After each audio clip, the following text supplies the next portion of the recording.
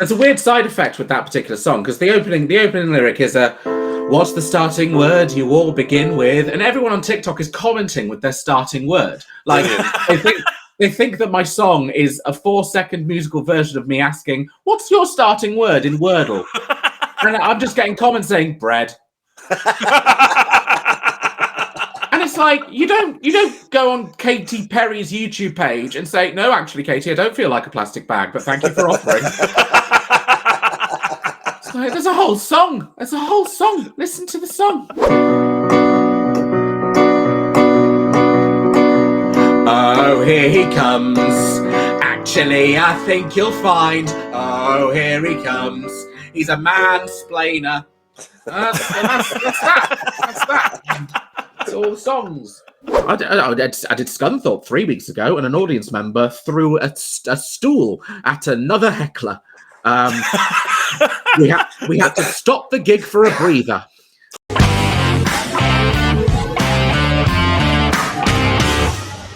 Hello, and welcome to the Lock-In Podcast. My name's Mike, and this is Baz. Say hello, Baz. Hello, Baz. Oh, never gets old. Unlike you, Baz, you already are.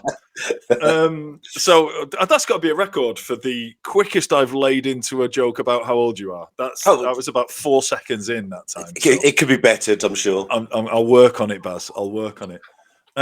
Thanks for joining us. If you've not been here before, this is me and Baz sat in our virtual pub, the Brace of Reedlings. And tonight we have a very special guest. It is a guest that I've been following on TikTok for a good while. It is somebody who is a very, very funny person. And I'm really looking forward to getting to know them better because, as you know, if you're a regular listener or watcher to this, we deliberately do very little research into people. That's for two reasons. One, because we'd like a real organic conversation. We like to ask questions that our listeners will be thinking at the time. And also because we're very, very lazy. So without further ado, we will bring on our guest, and it is Friz Frizzle. Hello, Friz. Hello, you two. How the devil are you? Very well, thank you. I'm tremendous. And you know, the exciting thing is that normally when I see you on my TikTok, you don't talk back. So it's nice that it's now a two-way street instead of you just playing songs and entertaining me for a change. Please don't come in with that mindset if you ever see me live. I will probably not talk to you back if you initiate a conversation whilst I'm at work. Although you say that, and I've seen you interacting with your audience, so I know that. Yeah. I know that's not really true. Yeah, I will sometimes berate them. It's fun. I'm warning you now, Friz. If I come and see you live, I am going to be like Elf. I'll be like, I know him. And I'm going to insist on a full two-way conversation, not for the entire gig, but at least for a short space of it. So, and you will have to learn Greensleeves for my repertoire of songs when I was a child. So. Oh gosh, you really have done some research into my jokes. Lovely. Well, no, so Mike sent me the 8-minute one, and it's so if I learn nothing else about you, I realise that you could do an 8-minute song. Yeah. I've been in comedy for 10 years, and I've only got 8 minutes. It's quite the scam I'm pulling. Really, it's brilliant. So, as I say, we don't know a great lot about you. I know, I have been following you for a while on TikTok. I'm a massive fan. I'll get that out straight away. I'll try and dial down the fanboy in me, so we can have a normal conversation. But yeah, you say you've been in comedy 10 years. Talk us through how it started and how you got to where you are now and where you are now. Gosh. Straight into the meat here. Yes. Well, I do song parodies on a piano. Very much sort of amateur transplants, Weird Al, Bob Ritchie, Tom Lehrer, like the classics. And I've always been writing parodies ever since I was very young. The first one I ever wrote was at the age of 7, and it was for Show and Tell. And it was a parody of Love Is All Around by Wet, Wet, Wet. Not originally by them, but that was the one that was popular at the time. And I believe the lyrics went, I feel it in my wellies. It's all stuck to my toes. It feels a bit like jelly or just a flock of crows. I'm not saying I peaked at the age of 7, but that was always what I was doing. Always ruining songs, wrecking songs, and doing parodies and stuff. And I started doing it for like university chums when, like, in my first year at Northumbria University in 2006, it would be like little gigs in my bedroom and just sort of like people there. And it was like very, very silly little songs. They were longer as well back then. Then I started recording them and putting them on YouTube when that started. So it's very weird that my career started recording parodies in my bedroom, and then now that's the norm for the stuff like TikTok. Like, nothing's changed in 12, 13 years. Friz, you invented it. Sounds to me like you invented it. Well, back in the time, the screen would have been narrower as well. So who knows? Maybe I'll contact TikTok and try and get some royalties. So I started doing that, and then I started on the poetry and performance scene in Newcastle. Wonderful scene. There was is there spoken word? Sorry. Yes, or poetry and performance, any sort of performance. There was a beautiful place called the Jazz Cafe on Pink Lane, and I started like doing stuff there. And the audience were a lot friendlier than a comedy audience. So I did my 10-minute set. Everyone's like, why?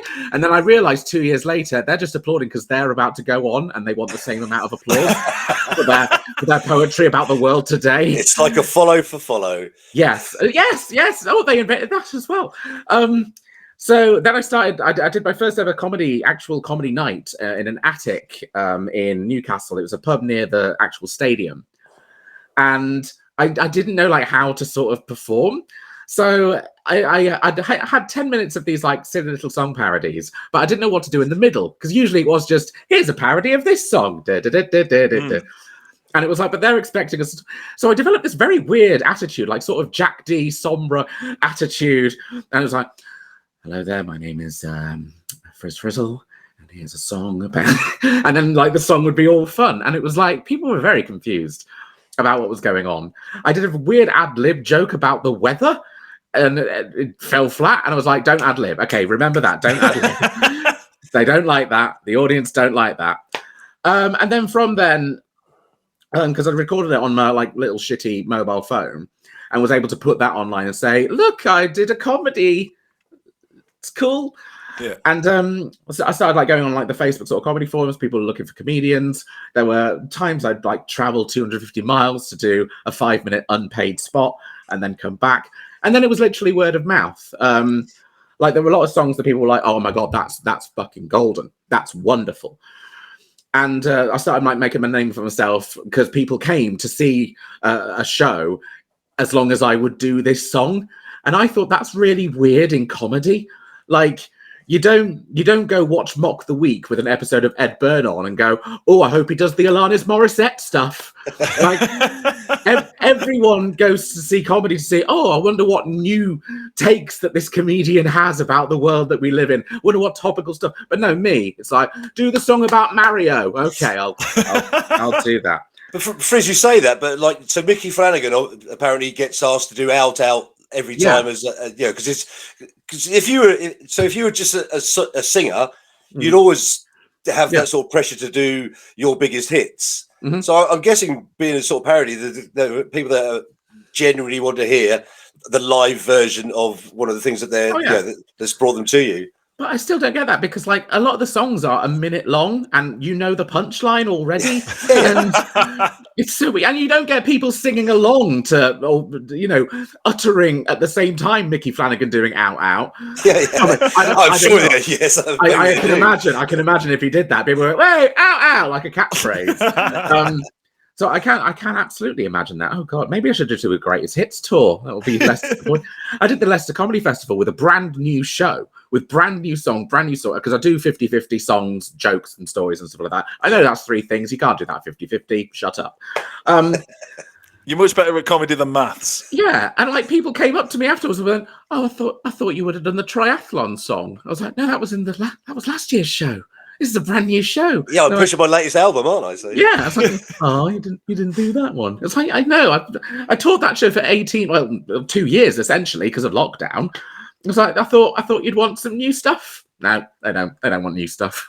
I like the idea that Mickey Flanagan's up on stage in front of like 15,000 people, and he goes to the punchline of his joke and then goes quiet and expects everyone to finish it. They do, like singers do when they Like hold Robbie the Williams. microphone out. Yeah, You know this one. And he goes, and I was out, but I wasn't. Oh, yeah. I bet that would happen. I'm sure it would happen. It definitely would. So yeah, you're an actual bona fide gigging comedian.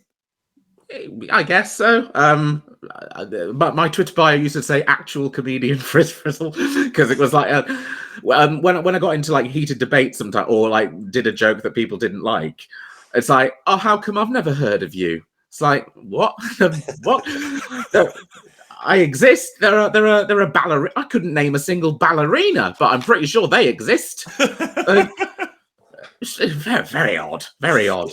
And yeah, so yeah, gigging in 2019, it was essentially that's how I paid the rent. And I loved that. It was like, actually, professional comedian. My dad used to drive me to gigs. It was wonderful, and that's how I got the money. And then the government went on TV and said that my job was now illegal. So So I had to move to online stuff, and at the beginning, people were very generous. I started a weekly free show every Friday called Songs from the Spare Room, and I did that for 65 weeks, never missing a Friday, which included Christmas Day and New Year's Day. Wow, that was a fun hungover show. And yeah, I got like when word of mouth, people sharing the videos and stuff like that. The first one was viewed by 3,000 people, which was amazing. Wow. And at the end, I sort of say, hey, if you want to donate to my online tip jar, you certainly can do. And they were very generous. In the second week, it was 10% of the previous week. And then the following week was 10% of the previous week. So I got £3 in week number 3. I was like, okay, cool. But I had like a fandom, a dedicated fandom of like 20 to 50 people who would tune in every week. And I would do that. I would do that little free show. It's not like I was doing anything else. So I do that like weekly Friday show every Friday, 7 p.m. And it was the same amount of people every time. The Christmas Day one was amazing because it was at my sister's. We adhered to lockdown rules. It was Christmas 2020. We basically arrived at my sister's at 12:01 in the morning, and then we left by 11:59 at night. It was really good to have this like family like watching in. But the Christmas Day one was amazing because it was like the whole, the Sarah Millican campaign, the hashtag join in one.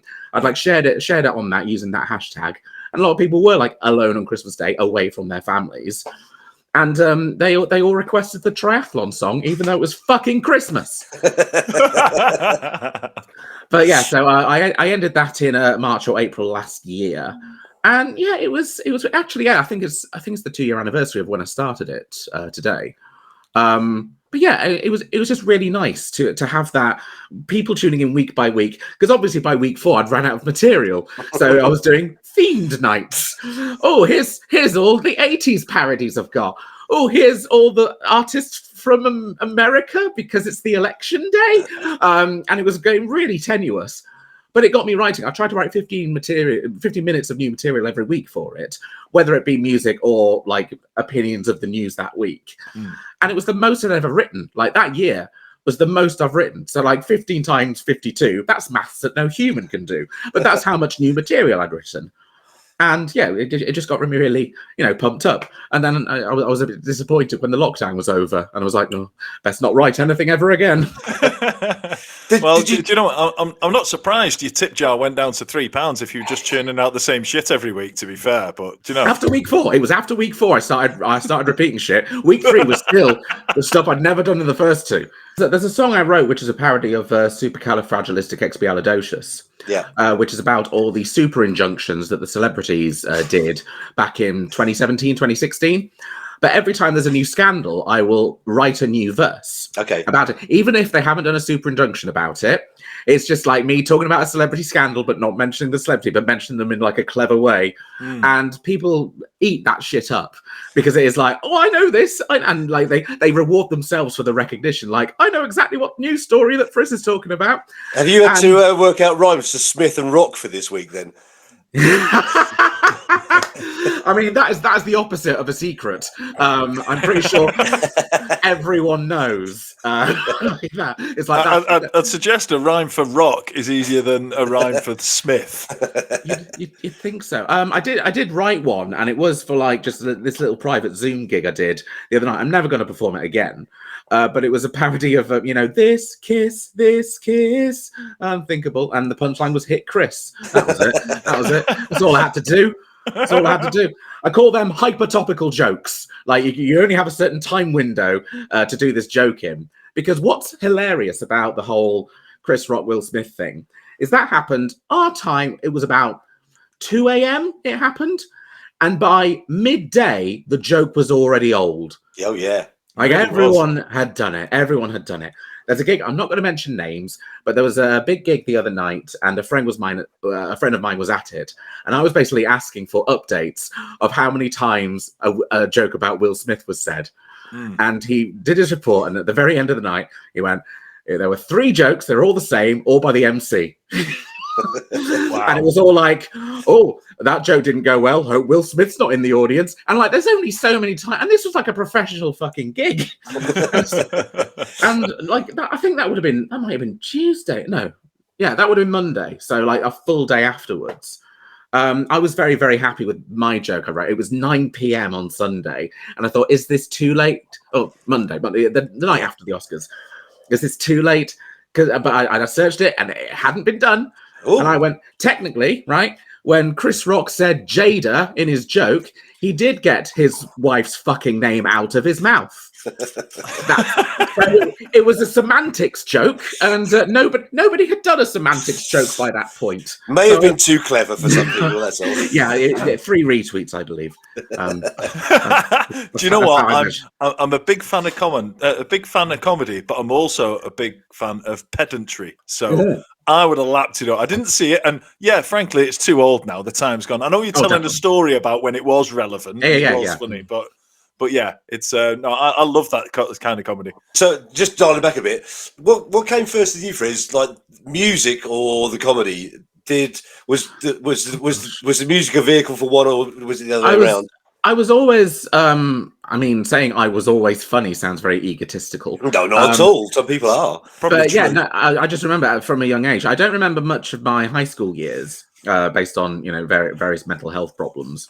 But I do remember in my first year of college, I wasn't very well liked because I just had 5 years of an all-boys school, and it was very much like very laddie, and I wasn't very laddie at the time.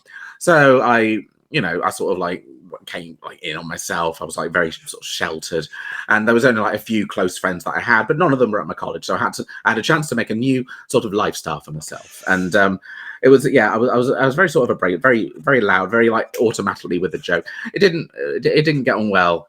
So the first couple of weeks of college, I was not a very happy chappy. And on the bus home one day, there was this kid called Greenie. I don't think that was his actual name, but he was bragging that over the weekend he got a tattoo, and none of us believed that Greenie had a tattoo. And all the other kids on the bus were sort of saying, "Come on, show us, come on. Oh, come on, I'll give you a £2 coin." That was quite high currency at the time.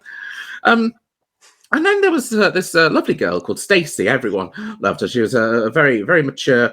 She developed quite late on. I'm allowed to say this because I was 16 at the time as well. And she offered the suggestion, "Come on, Greenie, show your tattoo, and I'll flash you." And the bus was very quiet because like we all fancied Stacey, and we could get a chance to possibly see some side boob. We're very horny 16-year-olds. Greenie was still adamant that he wasn't going to show it. And then I said, "Come on, Greenie, tit for tat." We need a tish for that, don't we? I was invited to a house party that weekend. And I was based on that. That's how it works. That's just how it works. And yeah, like if I'd written that in a TV show, people would say that's a bit unrealistic. But no, immediately I wasn't popular with the whole college. But like I had like suddenly a close group of friends from the back of the bus there. That's like my introduction. That was But no, I've always done that, and obviously I've loved parody music. Like I loved when Chris Moyles used to do a lot of parodies on his radio show, because obviously I'd be at school, but I'd like leave a tape in the cassette, record the whole show, and then like try and fast forward until like he'd possibly done a parody. Like that was before like on demand. I've invented on demand as well. It's amazing. But then I outgrew Chris Moyles at the age of 14, and but any sort of parody songs I enjoyed. Frank Skinner, I would stay up to watch the Frank Skinner show, which is usually on at 10, because he'd usually open with a monologue and then a song parody, and that's when I'd go to bed. Like after that, because it was like far too late for me to stay up. I was like, oh come on, can I watch the first 4 minutes of Frank Skinner? And I was like, parents were like, sure. Like I think my bedtime was 10, and I was like, oh, can it be 10:04, please? Hardly the Kofi Annan of bedtime negotiating, are you? Do you know what I mean? Hey, Four more minutes. For a 12, 13-year-old, I thought I was pretty cool at that. But no, I've absolutely loved writing song parodies. And the way it works is like if a song gets popular enough, or if there's popular songs like from the 70s, 80s that are still being played today, it's just literally get the chorus, get the main word of it that they sing, think of a pun that it sort of rhymes with, and then rewrite the structure of the song. And with my work, when I get to that final pun, that's when the song ends. A lot of people have like sort of said, oh, your song should be like 3 minutes, but that would involve me repeating the chorus, and that's like repeating a joke, like 30 seconds after you've said the joke. But a lot of people love that. That's why I love Weird Al, because when he does like, he doesn't usually do the full length of the song. He'll usually do verse, chorus, but the second chorus will have different words than the first time he's done the chorus. It'll be the same punchline, but it will be a different feed line. So that's what I respect. What I don't respect are 95% of musical comedians who will take a 30-second joke, stretch it into a 3-minute song with repeated choruses, and at the end of it, they'll say, thank you. Then the audience will applaud because it's Pavlovian. That's what you do. Now, I remember that from my days at Poetry and Performance. You finish a poem and then the audience don't know if it's finished, so you have to say thank you. With me, I don't berate the audience. It's sort of a thing that I do where after the first 2 songs and they've applauded, I'll say, actually don't applaud. I then explain why. And then I sort of say, if you find the jokes funny, laugh at them. Because then, right, if I'm busy with applause breaks, I'd rather fit more jokes in the show. And it sometimes gets very awkward, because I did a gig in Hull a couple of weeks ago. It was a half-hour closing set. And at the start, I did the whole, like, no applause, please thing. And like they got on board with that. If like some person like started clapping, I'd go, no, none of that. And then they'd get used to it. And a man arrived right late to the show. Like I think he was working at the pub, it was the end of his shift, and he decided to join in the comedy night and catch the last 15 minutes. He was still in the very back row, right? And it was lit up because there was free curry earlier, and it was like the restaurant bit of it was all lit up. So he's lit up in the back. The audience are sat in darkness. And so every time I like sort of do a joke and the audience laugh, or do a song and the audience laugh at the end of it, he's there going and like trying to start an applause, and they're just going over, and I went, none of that. And he doesn't know what the fuck's going on. He just thinks, why is this audience not applauding? This comedian is amazing. And it just gets sort of awkward.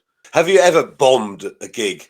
Yes. Yeah. Yes. Isn't this part? This is part of the evolution of what you do, isn't it? So it's. But then, do you find that in certain parts of the country people don't get what you do and other people do? Is it kind of regionalised as well?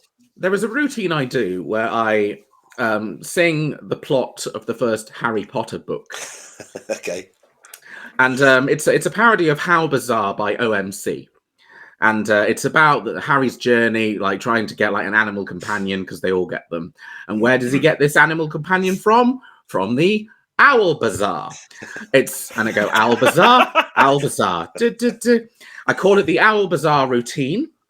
I have stretched that to 17 minutes before, because what I do is if at the end of it, I'll try and find someone who either didn't get the joke or is not or is sort of like questioning what's going on. If that doesn't happen, I'll pick a random person from the front row. And I will say, everyone else laughed at that. Everyone laughed at that joke. I don't think you got it. I want you to enjoy the show as much as everybody else. So I perform the song again, and I stop every lyric to explain that bit of the lyric.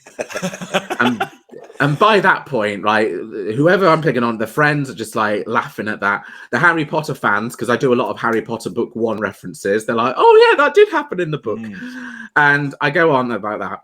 And then at the very end, I ask them to say, ask them to answer do the final bit of the lyric. And they don't really know what's going on by now, because that happened like 3 minutes ago. So they don't know what the lyric I want them to say is, because they've only heard the song once and they didn't get it. So I start basically, when there's silence, I will basically scream Albazar at them. And I'll ask them questions. I'll say, look, say Albazar. They will probably say Albazar, but then I'll say, no, you said Halbazar. That's the original. And this rant, it's on TikTok. There's a 5-minute version. I did a gig in Leicester a couple of weeks ago. I think I stretched it to 9 minutes. I'm hoping to get that online soon. But people fucking love it. And at the very end, I will thank the person, and I'll say a big round of applause, and I start clapping. I go, no clapping in my show.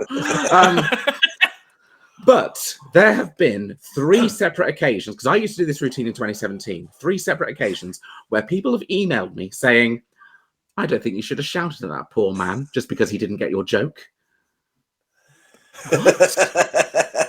Excuse me? Long emails complaining that was very unprofessional of you. I was like, what? But they're in the rant. There are jokes in the rant, right? That clearly state that I have learnt all these lines, because I talk very fast when explaining it. There's at one point where I say, I say the word absurd there because the next lyric is bird, and I couldn't think of a word that rhymes with bird. Oh wait, I just said word then, didn't I? I can't think of a third. And it's like that's part of the routine that I do. And it's like, if I made that up on the spot there and then, I'm the best writer in the fucking world.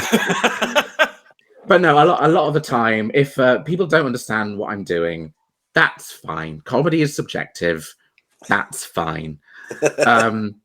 I just have to sort of accept that. But the most I've bombed has been like, it was a hotel basement in Sunderland. My keyboard wasn't plugged into an amp, and I didn't have a mic. People were having dinner at the time. Wow. Like, they didn't think, oh, let's have dinner and then comedy. It was like, no, at the same time. And at the time I drank out of a wine glass, like with blackcurrant and soda.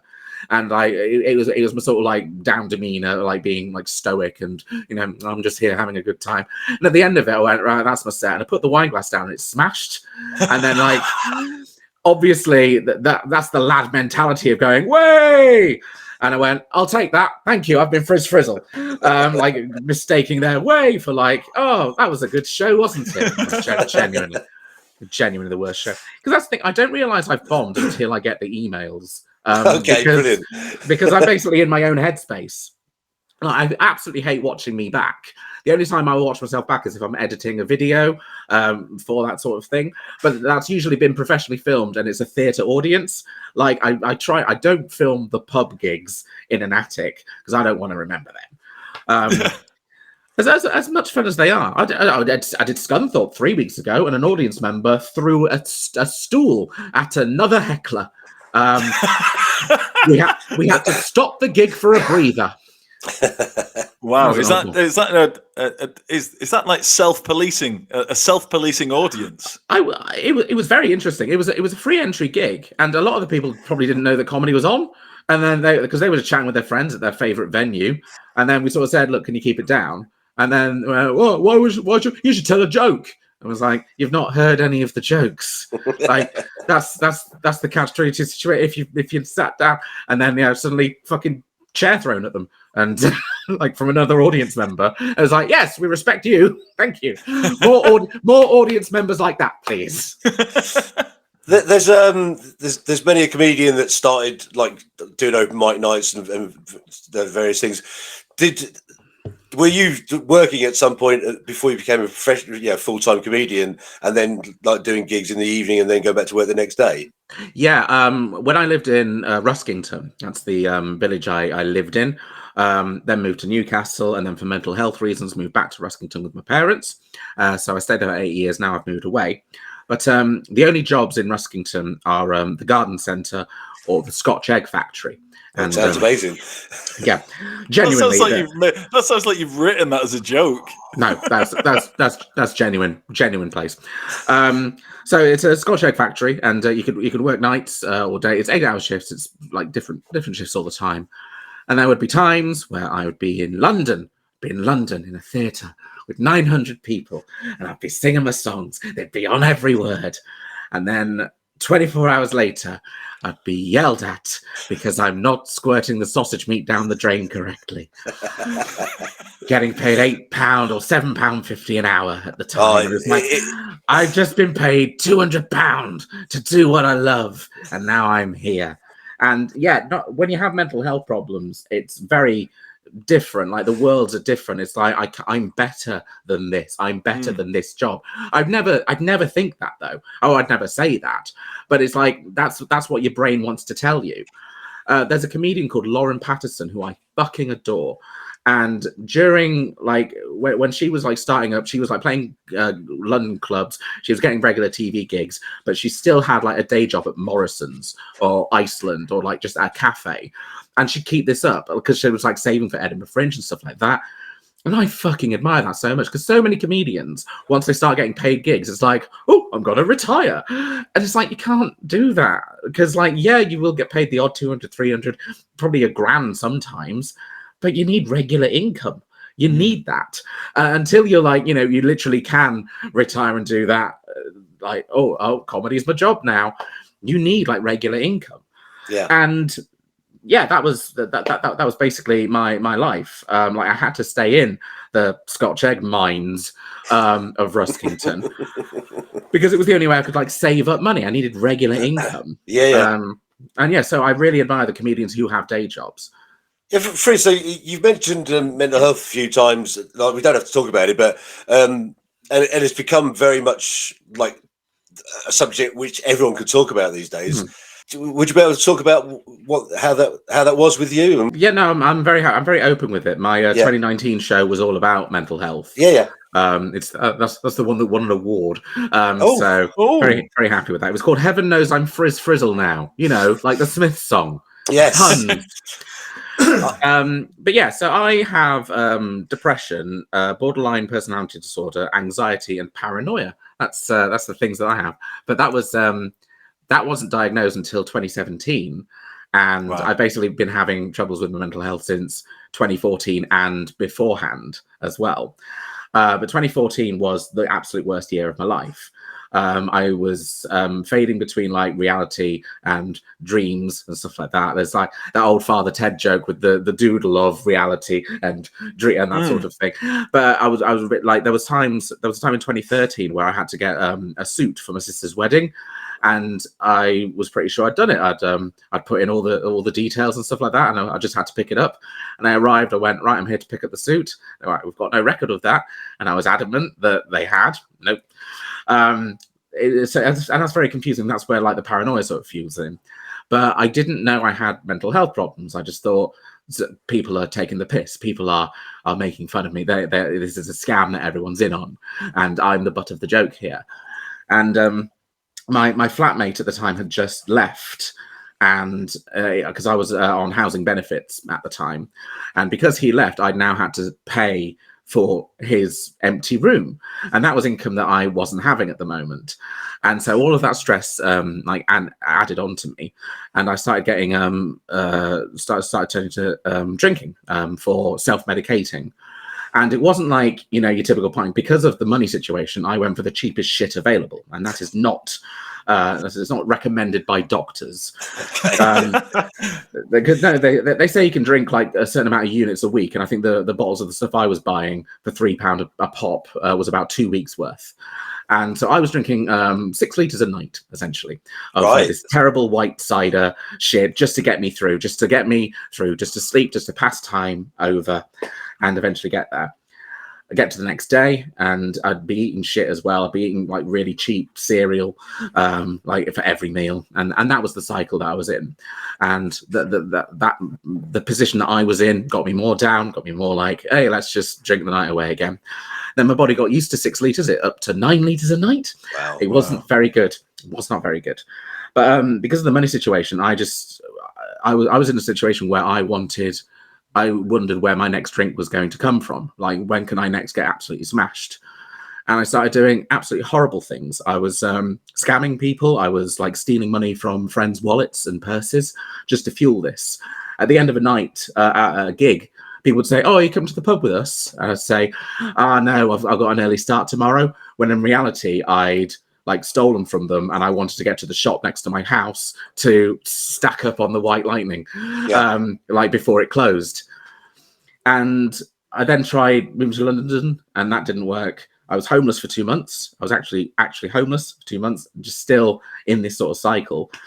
And it was the end of it all. And I contacted my family. I sort of said, I need help. And my dad picked me up from London and took me home. And that's when we started looking at sort of therapy. At first, it was like I signed up to this thing called addiction, which is like an alcoholic's substance abuse sort of help. And yeah, eventually that didn't work out for me because it wasn't alcoholism that I had. It was like I was trying to self-medicate for the thing that was really wrong. Yeah.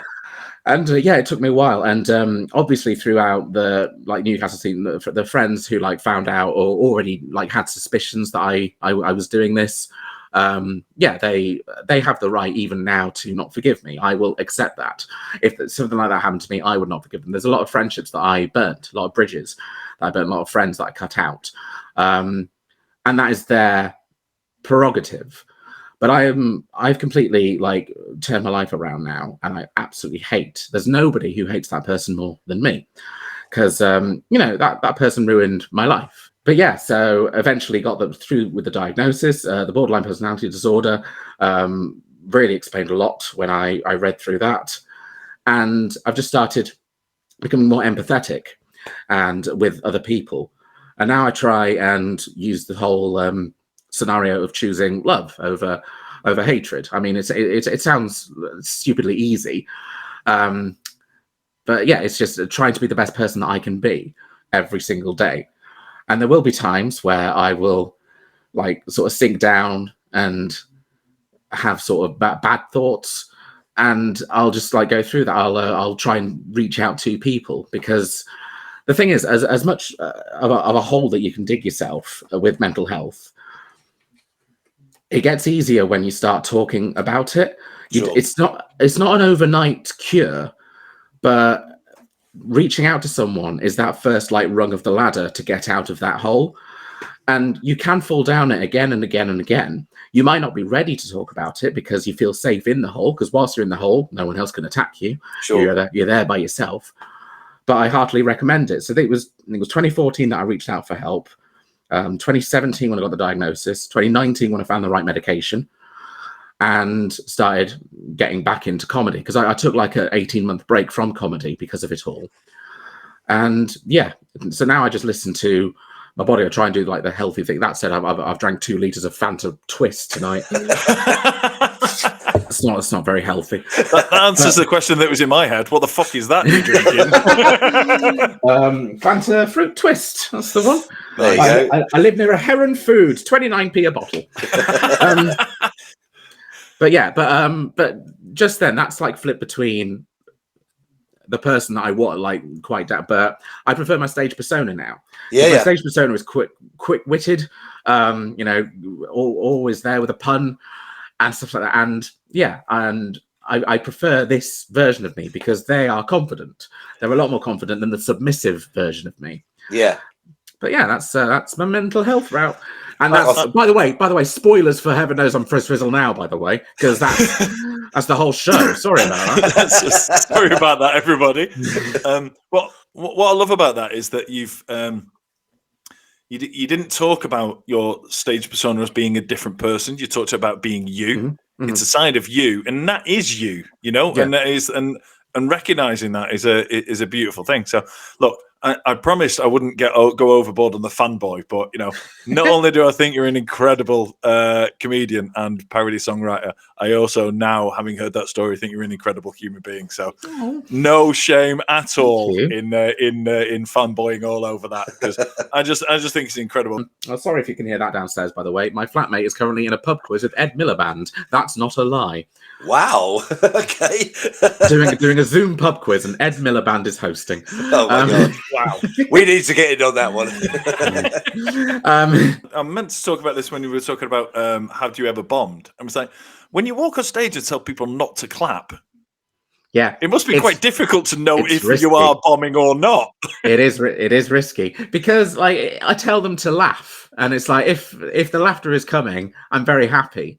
The Scunthorpe gig I was talking about earlier, it was very late. I was the last one on. I was doing an hour. And they were just getting more drunk and drunk. So I did 20 minutes of my smuttiest, rudest stuff, and then started doing my normal stuff, and they got like a bit rowdy. So I was like, fine. So I just added swear words to all the songs, because they were like, oh, they just said shit. I know that word. Lovely gig, lovely people all around.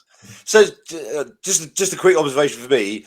It's the first time I've heard Papal Rain today, and honestly, it's like, did you work that backwards from Papal Rain to the rest of the song? Yes. And what's really great about that is because like you start singing, and it's not really obvious that's where you're going, and then you drop that, and then you kind of go, of course, that fucking is where he was going with it. Yep.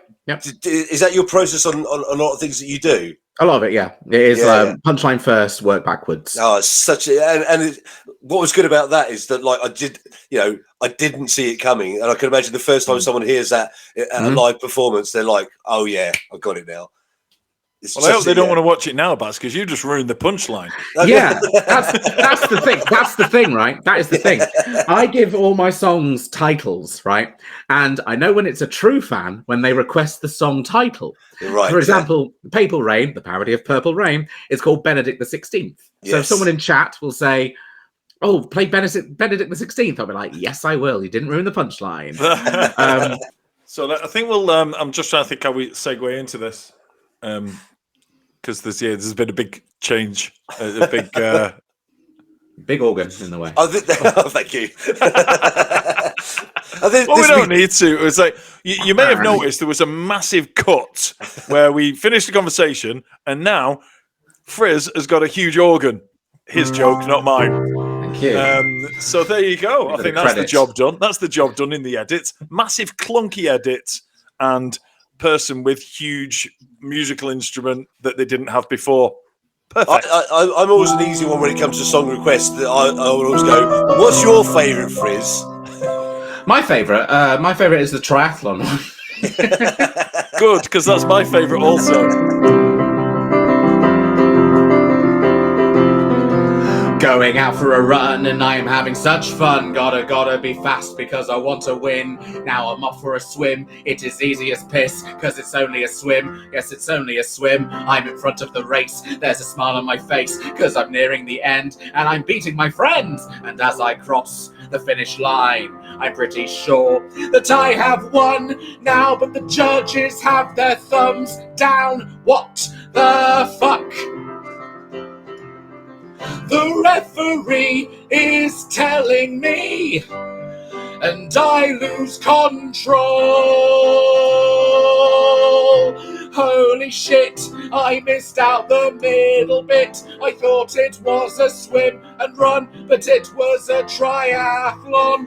Even though I tried to win, I forgot the cycling. Put my medal to one side, 'cause I missed the bike ride. I missed the bike ride. I didn't pedal. No, I won't do the whole thing. Oh, sorry, clap. No clapping, Baz. Have you not listened? Have you not listened to a word Friz said? Zoom audience gigs are absolutely fine for clapping in because they're usually only 10 minutes. I don't have time to establish. So in my 15 minutes of like finding out about you. I've never heard that before, so so for me, that's literally the first time I've heard that, and I'm not going to say any other superlative than that's fucking brilliant. Thank you. I just love it. I'll second that with the same profanity. That's fucking brilliant. Is there anything you're working on like new that you're sort of playing around with at the minute, which you haven't done it? My most recent one. I'll do my most recent one. Let me get the I like that. lyrics. Hot off the press. Yeah. Oh, no, like in the last week. This is a new one I've written. Wow. So, Friz, just to let you know, we had we did a podcast with an Irish singer this week, and she had her lyric Anya book. O'Boyle, and she has a lyric book also. I love it. Well, this is only because this is new, and the chords are all over the fucking place. What's the starting word you all begin with? For me, the starting word is cream. The letter R has now turned yellow, but sadly the rest haven't turned green. My second guess is gonna be horny. Now I've got 3 of the letters right. I'll try a new approach with dorky, but the goal is further from my sight. It's bad, so bad. I've got 3 guesses left now. I usually have it solved by the 3rd. I'll try Moray, I'll try Laurie. My final guess is worry. I'll have to concede. Sorry seems to be the hardest Wordle answer. So that's really current because like I'm completely unaware of Wordle. Like it's bypassed me for some reason, and then I watched that earlier. I was like, "Oh, that's Wordle." Yes. So they should be paying you to promote Wordle. I'm not being funny. No. I'm a massive fan of Wordle, and also a massive fan of you. So that one was just, and I love on that one. See, I love the fact that I've seen that with the graphics, and it's really obvious. I had to make like a slideshow to explain why the lyrics are clever, because I've come up with a way for it to rhyme and to be actual Wordle guesses and stuff like that, and I had to create those images myself. So yeah, I'm literally explaining the joke in the TikTok version of that song. I love that, but I also love the fact that when you sing it and you don't see that, you kind of people are thinking about it, and they've got to be a bit more smart about it. And people, comedy audience, and you know yourself, comedy audiences love thinking they're smart. Working something out. It adds a multiplier to the enjoyment of the comedy. And I just think we are tricking them. Yeah, but a lot. So yeah, that is the trick, isn't it? It's like make them feel like put enough clues in. Mm-hmm. To make it workoutable is now a word. There's a weird side effect with that particular song because the opening lyric is what's the starting word you all begin with? And everyone on TikTok is commenting with their starting word. Like they think that my song is a 4-second musical version of me asking, "What's your starting word in Wordle?" And I'm just getting comments saying bread. And it's like you don't go on Katy Perry's YouTube page and say, "No, actually, Katy, I don't feel like a plastic bag, but thank you for offering." It's like, there's a whole song. Listen to the song. So, Friz, can I ask? Do you ever do serious singing? Yes. Yeah. That's good. When I was 16, I did a solo project under the name Exactly Midnight. It was very emo songs. Great name. It was about the brain tumor that I had, which we didn't talk about today, but sure. And it was we'll have you gone again. It's like, you were the one who knew me, you were the one who grew in me, you were the one who ruined me, you were the one who took my life away from all the sadness, the aching glow, the aching madness, the drifting void that drifts on hollow, the pointless point of my dark shadow.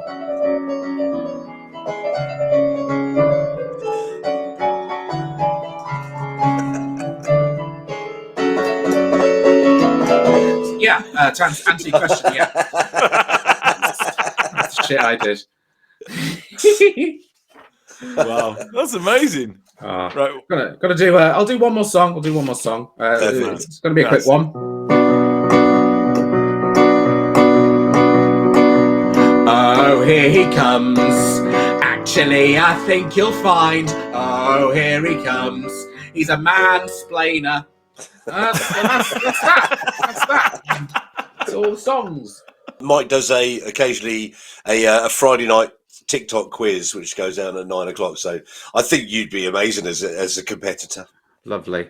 Sadly, I'm banned from TikTok Live because of a song I did where I did a parody of "Busted What I Go to School For." If it happened in real life. Is this forever? Is that permanent? Yeah. Oh my God! What a sad loss to them. It's a 3 strikes and you're out rule. But basically, people report my account for adult content and nudity. That's what I'm banned for. I've been banned for being too sexy. And we're back after that massive clunky edit that I've just done again.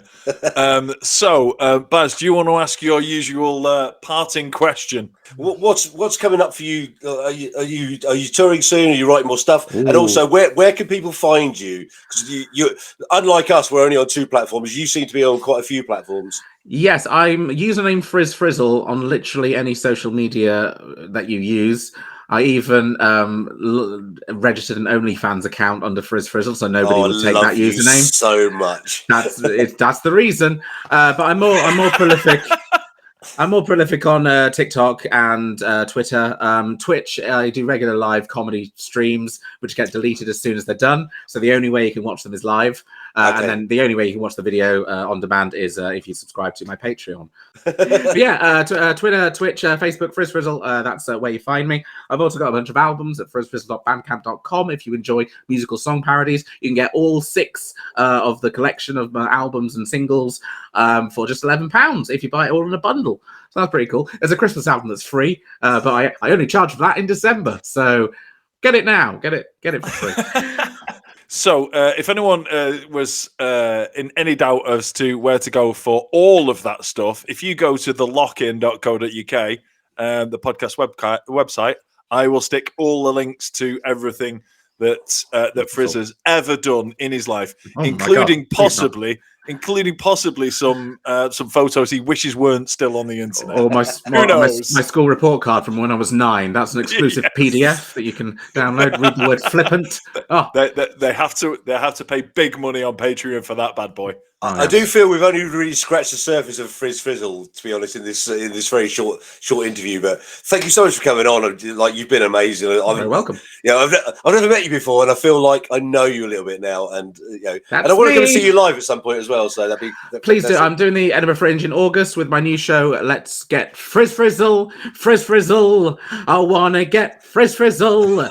Let's get into Friz Frizzle. Let me hear your body talk. That's the show title. Baz, let's make that happen. Let's go. We need to go to the Edinburgh Fringe because I think we know 2 or 3 people who are at it now, and we yes. Oh, that's at Whistle Binkies at 4 p.m. every day except Mondays during the Edinburgh Fringe. There's free entry as well. Wow, all over that. So look, Friz, thank you so much for being on. Not only have I enjoyed being a part of this, I've enjoyed everything you've done for us today. I've enjoyed meeting you and getting to know you a little bit. And my particular thanks need to go for the fact that this is going to need fuck all editing. There's just a couple of clunky bits when you go and get your musical instrument and come back. Apart from that, this is a piece of piss. I've just done one today that took me about 3.5 hours. So thanks for saving me some time where I can get on and do some actual grown-up stuff that can earn money with. I'd just like to break the rules for 1 second. I'm so sorry. Let's do that. So sorry. Let's do that. Yes. I don't think that was too short, but whatever. I would stand up, but I've got a heated blanket on down here, so I don't want to get cold legs. I'm not even wearing socks. Baz isn't wearing anything below the waist. He never does for the podcast. Anyway, on that bombshell, thank you so much, Friz, for being here. Like I say, if you're new to Friz, all these links will be on the website, thelockin.co.uk. If you're new to the podcast, then please subscribe, share it, review it. Like I say, share it. If you liked it, share it with people you like. If you disliked it, then share it with people you hate. I don't care who you share it with. Just share it lots and lots and leave us reviews. Thanks, everyone, for listening. Thanks. And we will see you next time.